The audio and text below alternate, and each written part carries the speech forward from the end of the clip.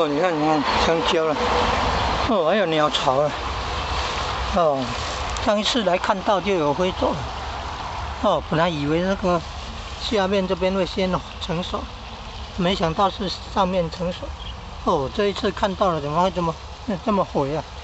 啊，很丰满呢，哦，之前用了什么肥料？台糖的了，台糖的有机肥料填爆了，台糖的那个肥料有机肥。甘蔗渣发酵的那个有机肥，填爆了。哦，台糖的有机肥料140块钱而已。哦，然后有浇水，然后遇到那个雨季啊，哦，你看，然后你看，它长得这么丰满，长得这么饱满哦。你看有人有角的就是芭蕉了，比较短的是芭蕉。有没有看到棱角三棱啊？很明显，这是芭蕉。那如果没有那个棱的，就是香蕉。但是芭蕉说对肠胃比较好，他有的那个筋骨酸痛的时候受不了，或者是有的糖尿病的时候，可能也是怕。应该香蕉比较没有关系的，番石榴啦，糖尿病患番石榴比较熟透的话，还可以吃啊，番石榴没有问题啊，比较不会那么甜。哦。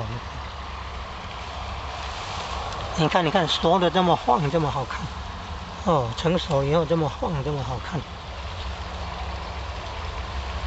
它那么高哦，这香蕉树也很高，它那么高怎么有办法？哦，有办法把它拉下来，不要用楼梯啊，危险。要把它，你看用那个圆锹，从那个茎部那边挖几次哦，挖几次它就会重心就。它挖几次，它就可以这个，你看可以拉下来了，拉下来，你看，不要放到水沟里面，把它拉到那个田里面来。然后那个茎不要丢掉，茎可以把它用圆锹把它挖碎，然后放在大水桶里面，可以做液态肥料。你看那个叶子也可以，把它弄碎都可以放桶子里面，都可以做液态肥料。但是有那个蚂蚁要小心，有的是红蚂蚁的。就小心火蚁，红蚂蚁跟火蚁可能不一样。